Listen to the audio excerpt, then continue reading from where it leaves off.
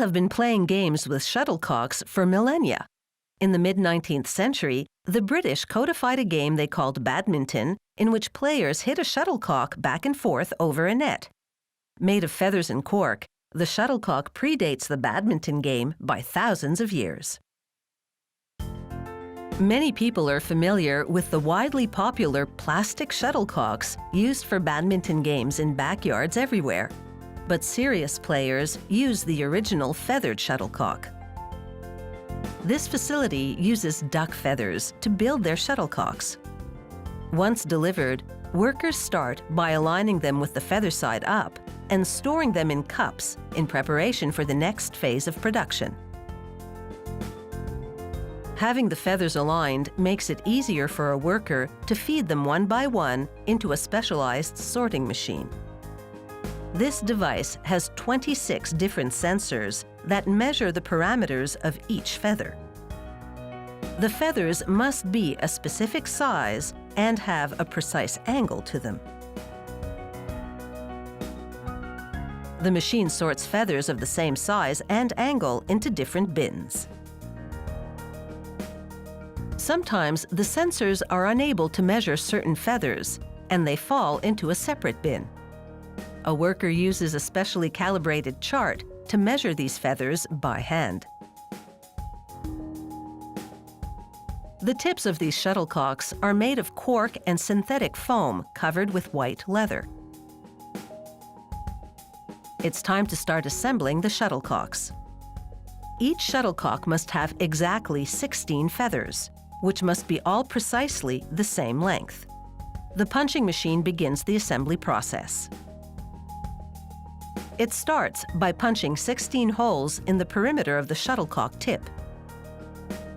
The worker feeding the feathers into the device must keep pace with the machine, which is producing shuttlecocks at the rate of 1 per minute.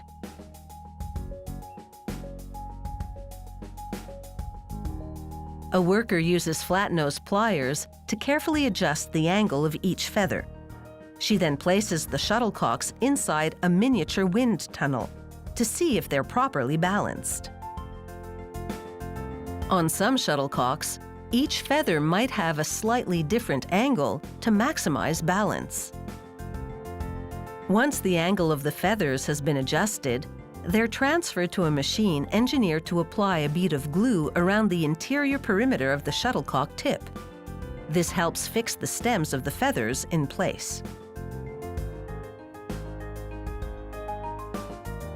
To further stabilize the feathers, workers place them in a specialized sewing machine that binds them securely together with 2 rows of thread.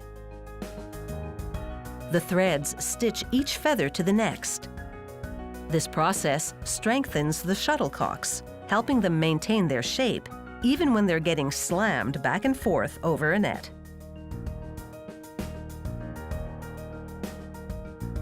When the machine has finished stitching a shuttlecock, a worker ties off the thread to keep it from unraveling and cuts off the excess. Finally, she evens out the thread rows. With the threads in place, the shuttlecocks must undergo a final tuning. A worker once again adjusts the feathers to ensure proper balance. A machine applies glue to the threads on the shuttlecock, locking them in place to give them the necessary rigidity. The thread is calibrated to quickly absorb glue. A worker applies a green strip, which indicates a slow-speed shuttlecock. Medium-speed shuttlecocks get a blue strip, while the fast ones are red. It's time for quality control testing. A machine equipped with a racket-like arm fires the shuttlecocks to a waiting worker. Shuttlecocks can move at speeds as high as 90 meters per second. That's twice as fast as a pitcher can throw a baseball. Once the shuttlecocks have passed the quality control test, a worker inserts 12 at a time into long cardboard tubes, similar to those used to hold tennis balls. With its 16 feathers, It's no wonder the shuttlecock is also known as a birdie. These high-quality products are ready to fly.